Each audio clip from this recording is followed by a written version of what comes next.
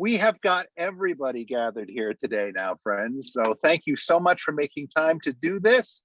All of the folks that you heard their presentations to, for the most part, I think are here, and we can go through and do kind of a roundtable. So attendees who are still on, it is never too late to send us new questions with your chat. That's totally great. We want this to be open. Folks can feel very free to answer any questions that you have, and we'll do our best to accommodate them all and get these all put through here today. Again, my name's Paul Carson, and I'm going to be your moderator for this session here today. We're going to try to see if we can kind of go in some of the order that we've already got some of these questions in, just to kind of springboard things off and start talking about the various aspects of community health worker work. Janine and Yessie, I think you're both on here. Let's start off, and whoever wants to answer any of these questions, I want all of our panelists to feel free to wreak havoc, and that's okay. But are you able to expand a bit on care coordination and how care coordination from, say, a community health worker to a social worker might vary? What are some thoughts on that question? Yes. So I think it's actually an interesting question. There are a few questions that came up around the difference between a scope of a social worker versus the scope of a community health worker. And so I was racking my brain of what some of those differences are and what some of the similarities are. And to be fully transparent, I do have my MSW, so I am a social worker. I say it quietly sometimes, but I am. And so some of the things that came up for me specifically is around the training. So the social work profession is definitely more professionalized, air quotes for the word professionalized. It's a professionalized workforce, which is evidenced in conversations about payment. There isn't a lot of uncertainty around how to pay for social workers. There's not a lot of question about their scope or the validity of their training because there's significantly more familiarity with the profession. Training is in higher education for social workers, which in a lot of ways is due to structural inequities and structural racism. It creates a significant barrier for a lot of communities accessing higher education. There is a significant difference in pay between community health workers and social workers. And case management can look very different at times. I would say because the workforce of community health workers is a lot more relational, there's a lot more flexibility in how the work happens. So in fully supporting the fidelity of the work of a community health worker, it's a lot more relationally based. And so those relationships and experience can look different in that case management role. I would say it's more of a light touch around case management for community health workers. And again, it depends on the where they're embedded, whether they're embedded in the clinical system or whether they're embedded at community or community-based organization. And I would say that there's not one specific way that it looks because the roles can look, there's some variation in roles. It's going to depend a lot on who the employer is and how they have outlined what those scope of services are. Some of the other things that came up were around advocacy. I think that advocacy for social workers looks a little bit different than advocacy for community health workers, in part because of that relationship. A lot of social workers can come in and provide advocacy services on behalf of, so they may work within a system and they do a lot of advocacy on whoever the member or the client is within that system, where you see a lot of community health workers leaning into the advocacy role in partnership with. So it's really about building the support of the community, working in collaboration and together with the community. One of the other things that stood out to me was while we're seeing this heightened recognition for community health worker workforce or the super sexiness of CHWs, the fact that we're here today and doing education around the basic scope of services or an overview around what the workforce does, I think is really a clear indication that at minimum within allopathic medicine or Western medicine, the knowledge and the infrastructure to support the workforce isn't necessarily there. There's a lot of exploration that needs to continue to happen. So it's one of the things that also stood out for me a lot. And then prevention related activities, prevention from social workers, that more clinical role in a social work as a social worker will provide looks different than what it looks like for community-based CHW. Yeah, so those are some of the first things that came up. I don't know if anybody else has any thoughts around some of the differences. I know there's a question around comparing and contrasting, and I was trying not to lean into like doing a thesis or defending my dissertation, but I did want to provide some information of things that came up for me in looking at both of the roles. I don't know if things came up for other folks. I'll go ahead and jump in. I think Janine summed it up pretty nicely, but also just kind of in general, I think there is a lot of confusion around the role of the community health worker and what they're like, especially the clinic-based CHWs. I think they tend to get medicalized more than others, but really the care coordination is around the basic needs of a patient. So I'm thinking about cases where I was simply just pointing people in the right direction to get what they needed. Well, I think a lot of things that the traditional health workers also do is they work really kind of hand in glove with the member or the patient or the client, whatever term you use, and let that person set the agenda. The community health worker isn't setting the agenda for the patient. So a medical provider might say, well, they really need to get in for X, Y, and Z, but the patient, they're like, this is way more important. Like paying my rent is way more important than a medical appointment. So the CHWs meet the clients where they're at. They set the agenda together so they can move forward and get that person, the client's needs met as easy as possible. So they really provide kind of a glide path for a person to receive the services they need and to let that person prioritize and not let a doctor prioritize them for them. So I think that's a big piece of what care coordination looks like as a community health worker. I'm guessing it's a hard metric to quantify, but I'm thinking that dynamic makes for a lot more empowerment for our patients and members who work with the community health worker. I mean, I can't imagine that that's not the case because folks are feeling heard. Am I thinking correctly in a way that they maybe haven't been able to be in the past? I mean, is that a pretty fair statement? Yep, I think that's pretty accurate. The other thing too is I think because of the cultural competency and the equity piece that comes into play with traditional health workers is, you know, when a client can talk to somebody who looks like them and speaks like them and in many cases dresses like them, they just react differently. They just are more at ease.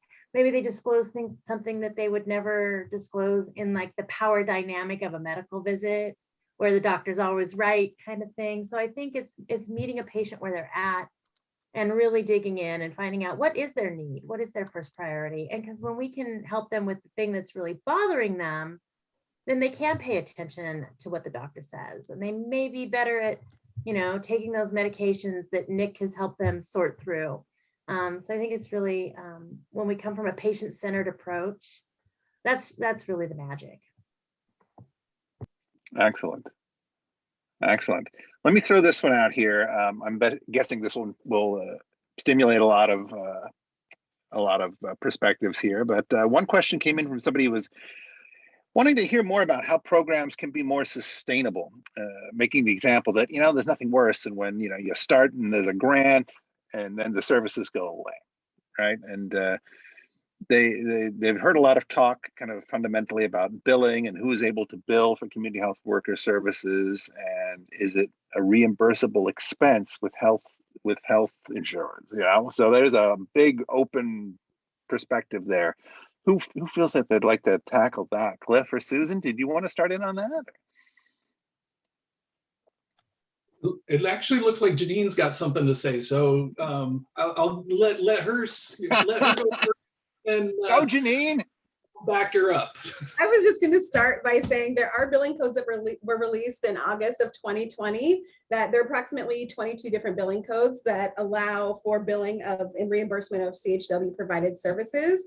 And the guidance really focuses more on clinically based. And so I think there's a lot of work that needs to happen around what it means to build infrastructure in community-based, in clinical settings, being able to access community-based and community-employed CHWs. There's a lot of work that needs to happen in that space. So yes, billing codes do exist. They are relatively limited. I would say that they don't necessarily support the scope of services that a CHW provides, which is a little bit of a challenge. And I think one of the other things is around supporting sustainability of programs. Blended funding is really, really important. I think that if there's a way to get around just grant funded or just fee for service, there's more sustainability in what the program looks like. And so I think as we continue to look down the path of being able to bill for community-based CHW services, that could be a stream of funding to support programs which would help the stability of an organization. So that was just my start. I don't know if Cliff, you want to jump on in? Well, it was a hell of a good start. I love it. Yes, we do have some billing codes, and to be completely transparent, there's problems with some of those codes. We're finding that some of those codes have some overlap with behavioral health codes, and we're looking at that as a payer and saying, well, we can't pay that. We can't pay for that out of medical dollars, and so it's very complicated and bleh. However, those codes do exist, and it gives clinics the opportunity to try and figure that out. And so really in 2022, that's what we're doing. We're working with Oregon Primary Care Association and really finding how can we get that fee for service in a clinical setting to record what is actually happening. As Janine said, those codes don't really hold up to the entire scope of practice. So how can we make those codes work? So that is a huge body of work. Because clinics have access to those fee for service billing codes, we're actually focusing a little bit more on the community-based organizations and how can we get the money into their hands, because that's a big part of the CCO 2.0 contract, is really getting traditional health worker services, not just in those clinical settings, but in community-based settings, because there's a ton of care that's happening in the community that we need to recognize. The system is not set up for us to pay for those services. We're breaking new ground here. So we're currently trying to figure out, what is it that we can pay for? How do we come up with the contract to capture that body of work? And then what does the accountability look like? And, I've got a background as a community health worker. The last thing I want to do is burden our community health workers with too much documentation. If they're spending their time documenting what they're doing, they're not doing what they're supposed to be doing. So how do we help the clinics, the community-based organizations, the CHWs, get to the point where they can do their work and still capture that work in a way that allows us to pay for it?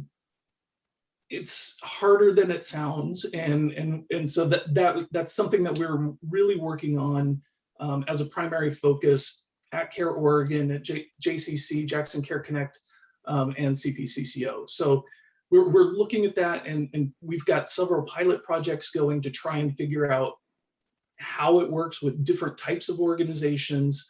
And so we don't have the answer yet. However, we think we're going to be we will be getting closer as the years go on. So we're just in the beginning of this, and we're still trying to figure it out. Thanks, Cliff. I appreciate that. Can I jump in for a minute on billing? Oh, please do. That's you, So- Sylvia, I think. Hi, yes, Sylvia Ness from Multnomah County Primary Care. So we are in the middle of piloting around billing, and it has been a month's, almost a year-long process trying to figure it out. As Janine and Cliff have mentioned, it's a very complex process, and we're still not there yet. We have done some billing, and we don't know if we're going to get paid for it yet. So I guess the one big piece of advice that I would have for clinical systems who are thinking about embarking on this or starting to embark on it is get your folks certified, because that can be a really long piece of the process. And that has actually been a many months long piece of the process. And finding those trainings can be really difficult too. So I think sometimes we think, oh, okay, we'll get our staff certified and then we'll be ready to go on billing. And then they find that there aren't the trainings available in the community, and they have to go search from them. Those trainings can be expensive as well. Sometimes you can find trainings that are no cost trainings, but those can be tough to find too. So I think there's a lot of pieces to this, and I would just, as you're starting to think that through, definitely get going on getting your community health workers certified as a start to that process. So, what can the timeline be for certification for folks? That all really depends. Go ahead, Ruby. I just wanted to say that we haven't had such a good luck on getting trainings ready for this year nor beginning of next year. So we are a little bit stuck trying to get those trainings available to all of the CHWs that are not yet certified. The other thing that I wanted to, I really like the idea that Cliff mentioned, that we have to keep in mind that documentation is not going to overwhelm our CHWs and, preventing them from offering the services. So that is something that I hope that we all keep in mind while we are doing this billing process.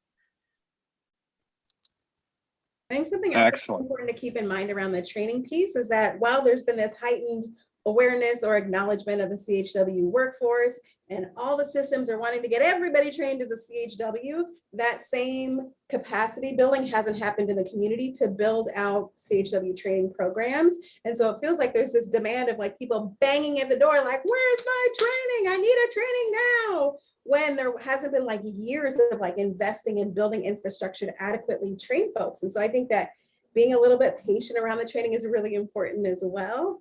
It's really important, I think, as we're talking about authentically engaging around this workforce, that we're not just checking a box, but we're really doing it in a way that's adequately supporting the workforce, adequately supporting organizations who are doing training, adequately supporting like opportunities and professional development. So I'm just putting that out there around the training piece. I know that there is such a push to get folks trained, and there's not as much infrastructure across the state, not even just in the Portland metro area, but I would say across the state to do the trainings.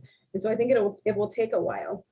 So the reality is, thanks for bringing that up, Janine. The reality is too, that it's not trainings as we used to experience them, right? So some of the infrastructure was there for in-person trainings, and now we've had to transition to doing these online trainings, and that's a totally different training modality, right? So you're right. I mean, we do need to be patient because people are having to transition and recreate curriculum to be able to create an authentic experience in terms of online training, which is a totally different animal. Absolutely. And I think that it's really exciting, in all honesty. I think there's so much opportunity to actually broadly reach the state, which is exciting. And again, I think it's just having that patience. And I know for us as an association, our activities are really rooted in popular education methodologies. And so we want to make sure that it's really relational. So we don't have trainings of like 200 people to get everybody certified, but they're really small so that it can actually be meaningful training for the CHWs. Yeah.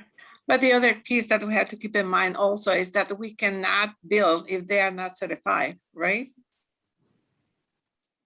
Yes, that's accurate. And does this sort of tie into that certification? Is somebody just asked if there's any advice for medical organizations that require licensing medical titles to supervise community health workers? I'm going to let Janine go on this one. I mean, I've got my opinions, and I'm guessing that they align with Janine very well. There's a lot of recommendations for supervision out there. And I mean, quite frankly, it looks a little bit different depending on where you're at. If it's a clinical situation, it might be a little bit different than a community-based organization. But yeah, I'm actually going to defer because I think Janine has the language for this that is not readily available to me at the moment. I don't know that I have the language necessarily in front of me. There are some requirements around billing as far as supervision. You can be an LCSW. There are a couple of other worker types. I would reference OHA to look at the rules, but there are some requirements if you're going to bill for CHW services around who's providing that supervision. And I think that it's actually really interesting in looking at supervision as well, that we're not just plugging somebody in who has the title, but they actually have an understanding of the workforce as well, so they can provide really supportive supervision, as opposed to like we're checking the box. Again, we don't want to just check the box to make sure that they have the supervision, but it's actually meaningful for the CHW. Excellent. I want to circle back with Sylvia and Ruby a little bit on here, just because I don't want this interview time to go by without just really calling out how fantastic your team is, okay, and being willing to share those stories and get pretty personal. I thought, it was just really, really great. I think people really moved and super intrigued, and just it was just such a great insight. But one of the things you mentioned, Sylvia, you talked about like, how things are right now with training modalities changing, right? And it makes you wonder, well, how is just the general nature of CHW work and those interactions, how has that changed, do you think, most dramatically during COVID, during pandemic, where all interactions have kind of fundamentally altered some degrees? What is there anything about that you think people should know? I can just wanted to add some of the experiences that some of our CHWs in my team have expressed, that they are really committed. And even though there have been all these barriers about seeing face-to-face to clients, they've been extremely committed to serve clients, and they have found ways to communicate with them and offer the services and meet their needs as soon as they can. They've been very resourceful in connecting with CBOs so they can offer the services that particular client had been requesting. But I think that commitment from the CHW has done a huge difference in what services are being offered during this pandemic. Excellent. I'm sure it's got to be incredibly challenging. I mean, there's so much there's a lot of, for everybody right now, there's so much uncertainty with things, and just imagining that how much nimbleness they have to exhibit, how many different situations they're running into that they haven't seen in the past. I just wanted to say CHWs are on the front line of this pandemic. I mean, they are really the ones who are jumping in, getting out. So when people are in isolation and quarantine, our CHWs are the ones that are out there getting them food. They're the ones that are out there delivering medications to them, helping them navigate paperwork so that parents can stay at home with their kids. So they really are on the front lines of this. We've been working in our health department very closely with our contact tracers. So we actually get referrals from the contact tracers themselves, so that our CHWs, and it goes both ways. So this goes both to community health workers who are based in CBOs, as well as community health workers who are in clinical care. So our contact tracers are, depending where those clients are located, are basically doing a referral directly to CHWs as one of the very first things that they do. They are really part of getting, helping people to stay at home and isolate and quarantine as they should be. So it's just been really inspiring, as Ruby said, to see all of our team and how quickly they've responded. As you said, Paul, how nimble they've had to be to really change the entire trajectory of their work, over the course of a couple of weeks, and respond to this pandemic. And they've really remained very engaged in pandemic related supports and work. So it's been really challenging, but it's also been really fun and amazing to see. It says so much, right? I mean, and so much about your ability to, connect and find these just incredible people who are able to do this, just because I know how across healthcare, the stories we keep hearing, regardless of what, venue of the landscape we hear this year, is just how much incredible stress and burnout that there's been for people. I mean, that's just been ubiquitous everywhere. And we know that, huge numbers of our presenters, huge numbers of our audience are coping with that on an ongoing basis for this, not like, okay, in like 3 months, that'll be an ending. It's like, we don't know. And it's just, it's super challenging. So it's just super grateful for your folks sharing their stories and their work today, but more grateful for the fact that they're doing what they do. I know that not everyone was able to be free to join us for the Q&A today, but wow, amazing stuff. So just tremendous. I wanted to shift over and get a couple questions over to my friend Nick Kim, just because I know there's a lot of pharmacists that are with us here today. And I love hearing some of these stories, Nick, about what you've been able to do with Mercy Flights there. But I wanted to just kind of pull back a little broader. Tell me a couple of things that you think that have been the biggest revelations for you in terms of the things that you're able to accomplish and gain traction on working in partnership with CHWs that you didn't know about beforehand? That's a really great question.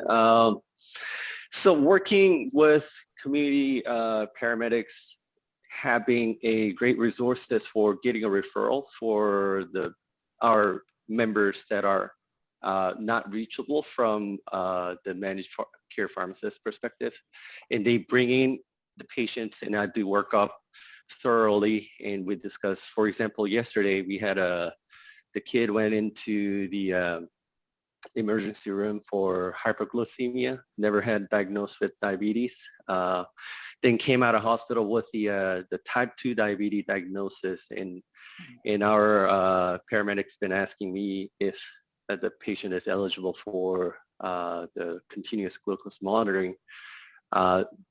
Just having some knowledge about the guideline note, the prioritization that was provided by our states, that for Dexcom, the real-time continuous glucose monitor is usually considered as above the line if patient has diagnosis of type 1 diabetes. So right away, my recommendation to the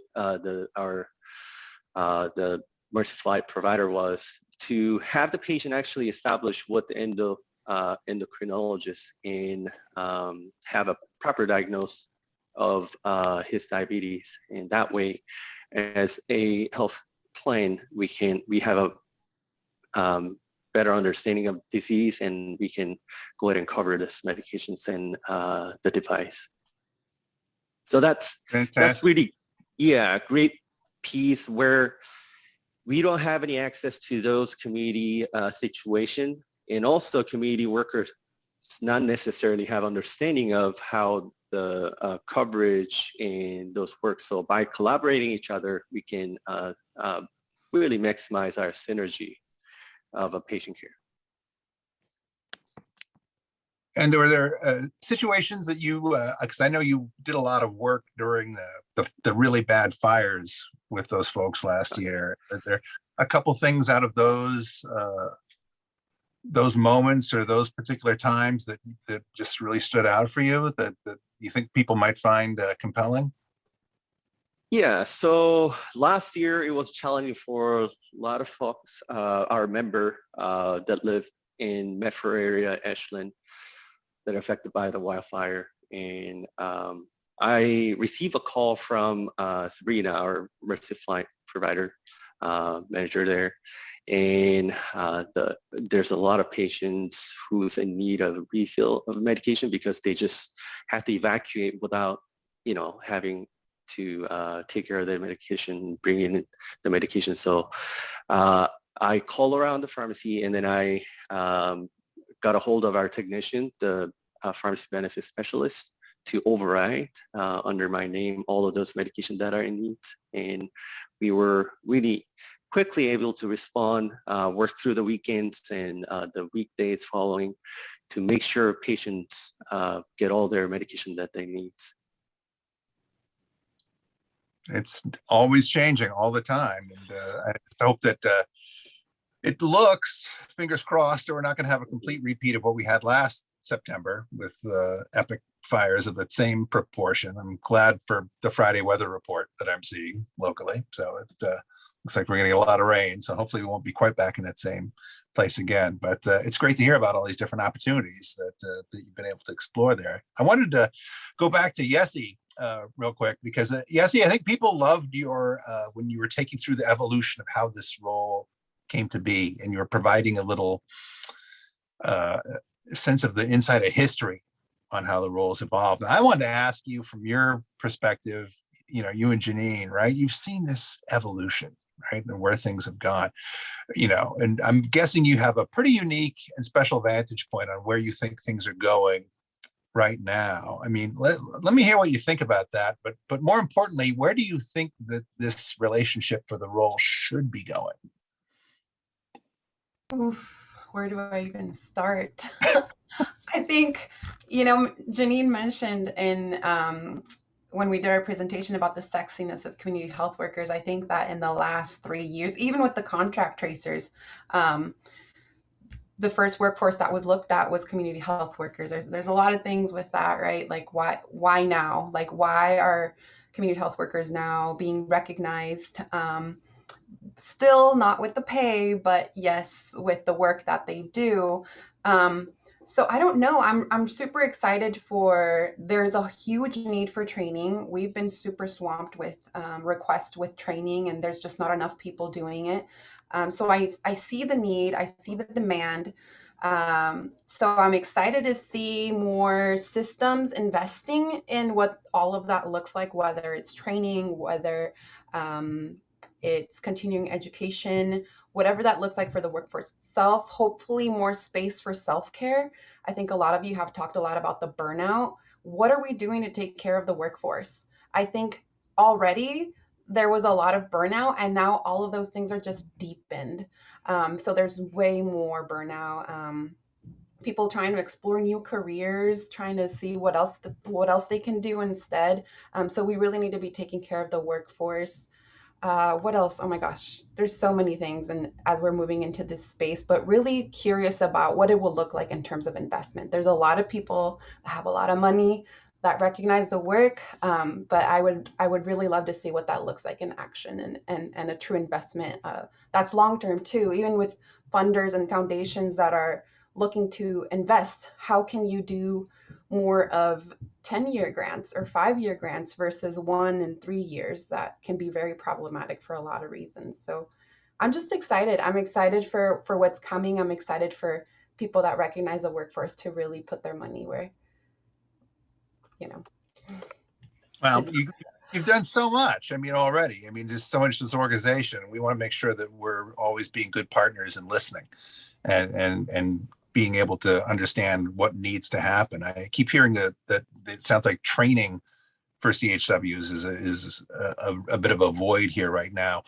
Who's authorized? What bodies are able to provide that training? I mean, how is that? Yeah. Anyone who wants to weigh on this, I'd love to hear. But it's just like, who can we look to go to either try to get funding to, or to create new, entities to provide this needed training?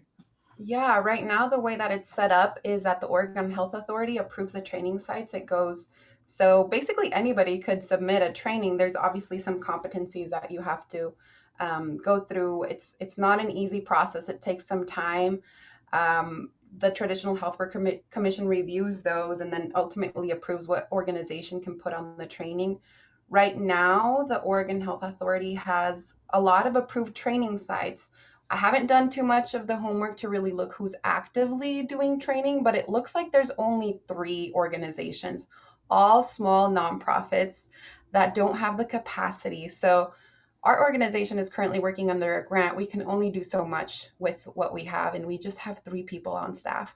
It's a lot. It's a 90-hour training, 80 to 90 hours, depending on the training program you do. OSU has one that's online, that's self-paced. It's a little bit different. It's not, it's online, so it's like modules that you do. It's not really in person. They have an in-person component. Our friends in Eastern Oregon at Neon are also doing training, and because they just have also limited capacity and staff, their training goes for for 6 months. So they're only able to do a training every 6 months. We're trying our best. We managed to do right now a training every quarter about. So obviously with more capacity, with more people, we can do more. But right now there's not a lot of opportunities, and there's a huge demand. A lot of people that have the money, but we don't have the capacity. And I don't know if Janine or Cliff or somebody else wants to say more about that piece, but. Yeah, thanks, Yessie. I would say that this is actually one of the things that the traditional health worker liaisons are tasked to work on is, how do we build the capacity to train the workforce that we are also tasked to bring into our network? And I will add that RCC is doing the community health worker training currently. The new term starts in a few days, about a week, I think. And yeah, it's absolutely a challenge. We know it's a challenge, and it's not just community health workers. I mean, we're talking about community health workers here, but if we're talking all traditional health workers, we have the same problem with doulas. We have the same problem for peers, and so that's something that we're working on. You know, trying to get those trainings in the regions so that we can get people that certification. I don't want to get to the point where we're just building out trainings all over the place and not have some quality behind those trainings. So very appreciative of what Orchwa is doing in providing the training directly from you know, that association. And I think getting that perspective in the training is amazing. So we need to expand it, and we need to do it in the right way so that we have quality trainings for getting that certification, and not just to get billing rights.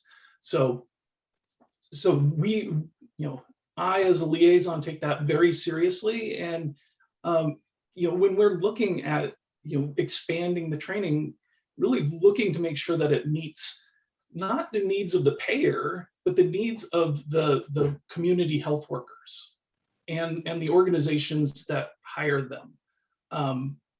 That is my ultimate lens of looking at this problem. So it's a problem. We know it's a problem, and we're working on it. But it takes time because, like Janine said, we don't have the infrastructure built to support this new workforce.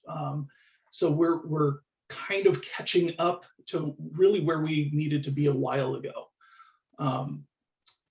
You know, but we're getting there. I wanted to say with Yessi's comment about burnout, absolutely agree. And supporting the workforce is another thing that I, as a liaison, take very seriously. You know, we're in this pilot process of like, we're trying billing here and we're trying billing there, and I'm actually not that involved kind of firsthand in all of that. So my efforts have really been around workforce support and development. And here in Southern Oregon, we just started a community of practice for community health workers. And it's just a great opportunity for community health workers to talk with their peers, hear about, you know, the struggles that they're going through, talk about cases and how they work through those.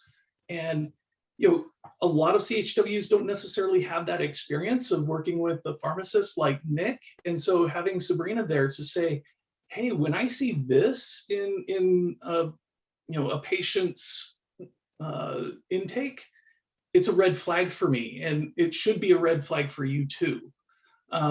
That shared learning that happens in the community of practice is invaluable. So, you know, and it's just that support, because we're all feeling that burnout. And so how can we support each other?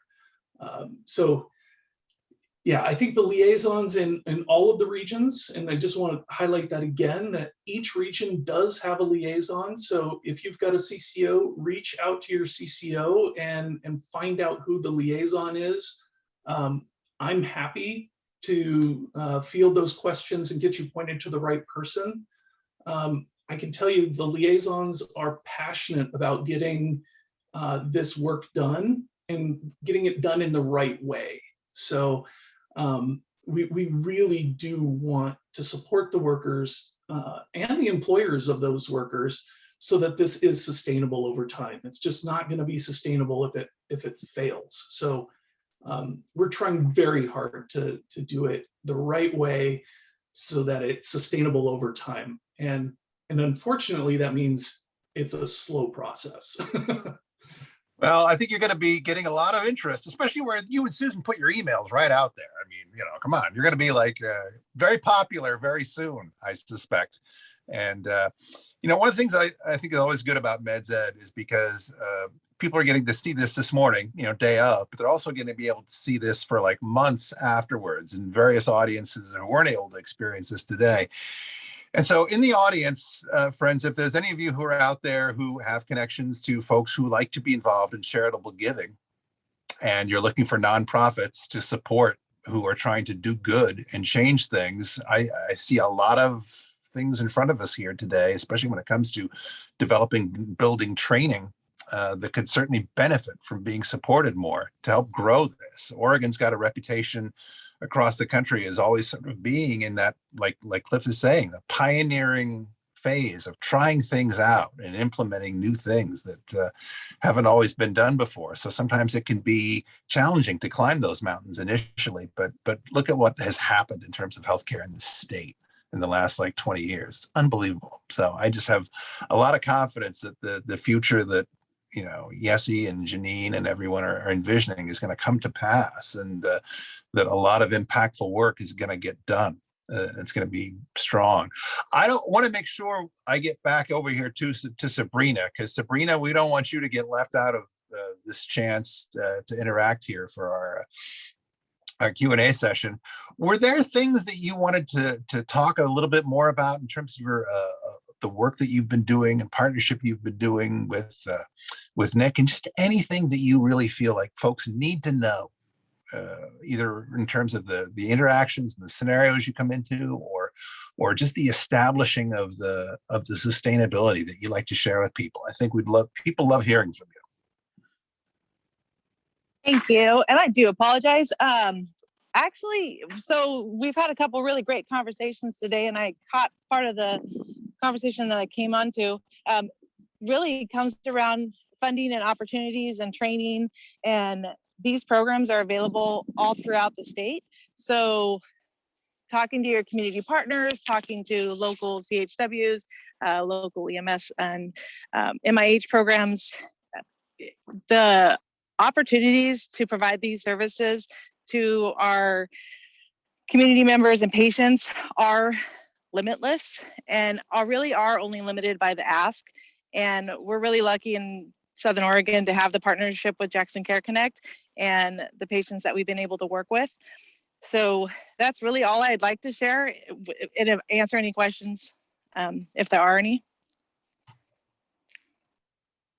I know a lot of folks have got questions about getting assistance with supervising and creating workflow for community health worker staff. I had several different questions come in around that. Here's one from another community-based organization with grant funding. They have connection to kind of a budding primary care clinic, and if they wanted to say, for example, reach out to Cliff and Susan for some perspective on that, I'm sure they'd be willing to weigh in. But from your point of view, being from the CBO lens there, Sabrina, any advice in terms of setting stuff up there that could be useful? So for supervising and creating a workflow, especially for training, we've spent the last year working with our training department and working with Rowe Community College. And actually, we worked with the traditional health worker or Oregon Health Authority to figure out what recertification looked like. And so we've really built our recertification here locally with Mercy Flight's MIH program around that, and then try to bring in education opportunities. Unfortunately, everything is Zoom right now. And then try to attend any of the CHW classes that we can. And luckily we have access to the current educator, Tammy, down here, and then Cliff is another great access point. Great. Go ahead. Yeah, thanks. I'm going to also say that the starting a program and getting those workflows, it's iterative. So I was super lucky to be able to work with Sabrina and Nick when their huddles first started, and it took us a while. I mean, it took us probably, God, what was it, 6 to 9 months of trying things and finding that didn't work and what does work. And it took a while to get it to the point that it is now. And so I would say, figuring out those workflows is just don't get bogged down with this is how it has to be. Be flexible, try different things, and community health work is really interesting in that it's really hard to put it in a box, and so you have to keep those workflows flexible. And so that above all is what I would say is just be flexible. Try things, trust your community health worker, and let them try some stuff, because they're working in a way that is more traditional health medicine, healthcare than our Western medicine. And so we're called traditional health workers for a reason. We are in the community, we are talking to people, and it doesn't fit the medical model. And so our workflows, and this came from a community-based organization, but it's the same idea. You got to keep it flexible, because the community health worker has to be able to make decisions in the moment and not as though they're going to be penalized for making those decisions. And so really figuring that out is probably the part that I would highlight. And just to speak on that, I'm sorry, just to speak on that, I'm gonna turn my camera on a second. Just to speak on that, I would actually say that one of the big thing is to be adaptive. My joke is the only thing consistent in our job is change. And so to create a really successful program is to continually take input from your team. And listen, be sure to listen. That's good. That's good. So let me ask you this, whoever, Cliff, Susan, I'm a clinic and I'm looking to get started doing this kind of work. I'm looking to begin creating these kind of relationships. What should some of my implementation first steps be in terms of getting that kind of a program going? I know you put a few resources into the chat here, but where, if they want to just get the ball rolling and they're super intrigued after this, how should they start? Well, there's a lot of ways to start. But some of the things that I've seen be successful is if there is an electronic medical record, to set up some systems, set up some simple screening tools, there's lots of great resources online. And just have some basic assessment tools for the CHWs. I'm mostly coming from a clinic-based perspective because that's my experience. I also think if you're in a clinic or if maybe you're in a community-based mental health provider, is to really find a clinic champion for that community health worker. It might be a medical provider, it might be a nurse or somebody on the administrative team, but I really think the key to a community health worker's success when they're new in a clinic-based location and even in a community-based location is that they have somebody that they can go to who's a mentor for them. When they first start at a clinic, a lot of times, and I think Jeff spoke to this a little bit in his presentation about how they don't really know what to do with you. What do I do with this person? I don't really know that much about community health workers. So I think it's really important that they have a person they can go to for just some really basic questions. There's a real hierarchy in the medical world, as we're all pretty aware of. So when they have, the site medical director looking after them, that really lends to success. I think it's really important that they have that level of support. It doesn't have to be formal. It doesn't have to be their formal supervisor, but just to have that clinical champion or that site champion really helps with them being successful in a new, especially when it's a new role in a location. And I'm sure Ruby has some things to say about workflows and things like that as well. I hate to put you on the spot, Ruby, but that's how we roll. But Ruby just has so much experience. I'm sure she could probably do a whole meds ed on that. Well, I love what Serena was mentioning, that it has to be that flexibility. There has to be someone who support the work that you're doing.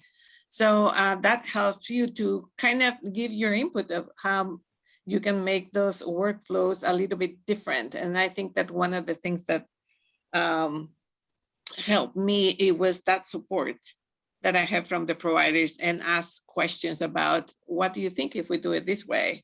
And they pretty much were giving me enough of feedback so I can present that during our meetings, when I can just say, like, I don't think that that's going to work that way. But if you try this or that, I always feel confident enough to offer that feedback when we were working on workflows. So again, like Cliff was saying, the support has to be there. So CHWs are feeling confident enough to offer that feedback instead of just keeping them to themselves and feeling shy about it. And Uh, I would add a very little. They had a lot to say, and so much experience. It's really fantastic. Yeah, I would like to add to that, Paul. I think doing your research, tons of research before you even start to try to implement a program. There's been so many times that people do hire the community health worker and then they're kind of stuck in an office for a while until admin and supervisor kind of figure out, like, what do we do with this person? Like, do your research first, understand the scope of practice. I think I mentioned it in the presentation that in some focus groups that community health workers were in the past, one of the things that they mentioned a lot was wanting their supervisor to understand their role so that they can practice that full range of roles. So really, really doing the homework to really know what you want to do first and why. And also, like, the why. But also with community health workers being kind of highlighted as this solution to decrease health disparities and increase equity, it's just one part of it. Community health workers are one small part of it. You really need a whole infrastructure system to support that community health worker, and can't just hire the community health worker, put him in your clinic or put him in your CBO and expect magic to happen. Like, it's not going to work like that. It's definitely going to take a lot more work from a lot of partners and a lot of conversations and all of that. So really my advice would be do your homework first and do a lot of research before you really hire on a community health worker. It's good advice. That's important, I think. It's just, don't go in, good intentions leading, but not having a plan to implement it successfully for the future, because we want these things to last for a long time. And I mean, following where it's leading with CCO 2.0, right? We're trying to change the landscape and elevate all of this as much as we possibly can. So all I know is with folks like this involved, there's no chance of this failing, not at all. It's like, this is heading in an incredible direction. So I just want to be mindful of the time on here. I'm also shamelessly sharing a lot of email addresses in the chat. I hope that's okay, because I think a lot of people really seem like they're interested in getting going on things here. One question was curious. I want to see, this is from, I'm going to call you out by name, Danielle. Danielle Wade with the HIV Alliance asked if they wanted to look into becoming a training site. Who would they reach out to? Is that the THW aspect of the state organization? Yep, and I will get the link to you, Paul, so that you can share it out. There is a process that you have to go through. You submit your curriculum to the commission. It gets reviewed and then either approved or denied. So all the instructions are on the OEI website, which is Office of Equity and Inclusion. So I will get that link to you as soon as I can. Great. And if we don't share everything in the chat during the time we have here today too, is like when I send out an email to all of our attendees today with copies of the slides and surveys and things like that, I can include links in there too. So it's like if folks jump off of the Teams meeting and they don't happen to capture all those, we're going to try to send all those links out to everyone. But like I said, your emails have been released. So I think everyone's going to be, Cliff's going to come in Friday morning. You have 700 new emails.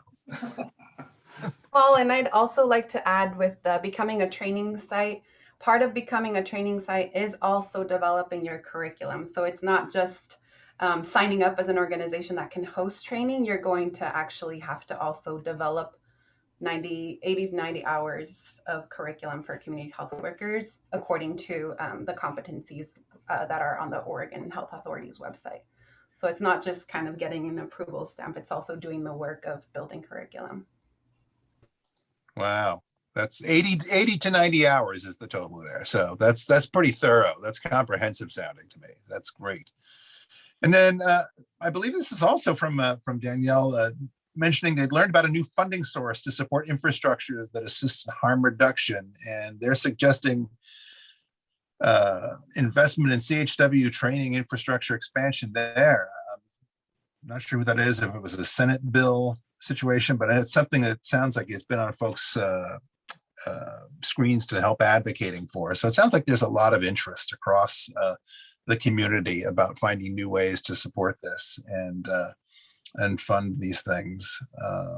I think we're doing pretty good. I just want to be really mindful of our time here today because you folks have been incredibly generous with your time. I'm not seeing any other stray new questions coming in on the chat, but I think we've had a pretty good, lively, robust discussion here. I just want to throw it open to any of our presenters. If there's anything you'd like to just add as we prepare to close out this morning, definitely this is a great time to say anything you care to. I'm actually going to go backwards just a little bit. Sorry to cut you off, Janine.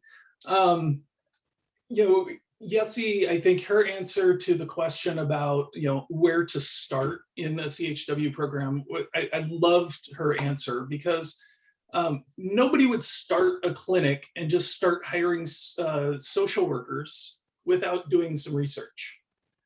Yet there's organizations out there that just hire community health workers without doing any research. We really have to shift our thinking about community health workers, and they aren't just an add-on. We are doing amazing work that has to have the infrastructure to support it. We would never put a medical provider in a clinic without the tools to be successful. And yet we are constantly doing that with our CHWs. So we have to fundamentally shift the way that we're thinking about the community health workers and recognizing the value that they bring to, in a clinical setting, to that clinical team. And they need more than to be set up in a closet. They need a desk, they need a computer, they need a phone. They need those things to be successful. And so we really just have, for me, it's a fundamental shift in saying community health workers are valuable not just to the patient, but to the organization that's hiring them. So treat them like it. And so I think we're getting there finally, because the liaisons, we all have a background in traditional health work, whether it be community health worker, peer, doula, patient navigator, whatever the case may be. So we want that for the workforce in each of our regions, and we are absolutely advocating for that in each of our regions. So I just want to call out that I love that answer. I agree wholeheartedly. Do your research because it is complicated to work us into a clinical setting or a community-based setting and have it be successful. If you're working with the CCO, that is actually one of the things that the liaisons are there for, is providing some TA around how to get a program started. And if it's something that's beyond what we are able to answer, we're the ones that can connect you to the right organization to talk to. So I would say, reach out to your CCO, talk to the liaison. We want this to be successful, and we're happy to help in any way that we can. Phenomenal. And I just adding, I don't think CHWs are just, valuable. I think that they're crucial, as we're hearing, right? I mean, the value that they bring is just crucial. And we're only going to see that role become more ingrained in the landscape of care, I believe. I mean, it's just back in our old history, right? What did we have? There was the fire department, but there was at some point where we didn't have paramedics, but now we take it for granted. Paramedics are everywhere. They're ubiquitous. It's a role that, once we had it, we're like, how do we live without it? Right? Before that, you just called the fire department. But now it's just, can you imagine a world where the paramedic or EMT doesn't exist? No. And it's going to be like that with these roles, where it becomes such an important part of our care infrastructure that we can't imagine a point where it wasn't as firmly implemented as it is. So I think that's part of where I'd like to see this all going here. But all of you, just super grateful for your time today and for being willing to spend extra time to answer folks' questions here today. You've really intrigued people and really been gracious to share the work that you do, which is just impacting things in a tremendous way. So super grateful for this. I know you all have to go and hit the bricks, so to speak, but we're going to be sharing as much content and links for this as we possibly can. Attendees who are still on with me here today, I'm going to show you a couple of other departing things here, a little bit of housekeeping for MedZed, and then we're going to let you go and go find some lunch or whatever meal in your time zone it may be. But a lot of folks are interested in CME or CEU credit for this. I will be sending you all that information. Everybody who signed up for this session this morning will get an email from me later today that has links to the particular type of surveys that you need for this. I just did want to mention right now we're approved for CME through AAFP, as I mentioned earlier, Oregon Board of Pharmacy credit that's also acknowledged, and National Association of Social Workers, CEUs. We have also, of course, applied for community health worker credit. It's a little longer process for that, though, and we have not yet received determination on that. So we're optimistic that we will get it, but it will probably be a retroactive credit that we find out after today. So just if that's a credit you're interested in, let us know. We'll try to hold on to that information and see if we can get that resolved and get a straight answer for you, because we want to try to provide as much credit for folks as we possibly can. If this was your first MedZed, and you were intrigued and you found value out of this and you're looking for more, I'll just show you coming up here. We do these programs on pretty much a quarterly basis. We try to do as many of them as we can and bring a lot of new topics and new content to the audience as we can, because things are always changing. We've covered a gamut of topics, from everything from different ongoing chronic diseases to motivational interviewing to care of the transgender individual. There's new topics that bubble up that need addressing all the time. So we're trying to keep things fresh. We will be doing one more topic for you folks before the year closes out on December 9th.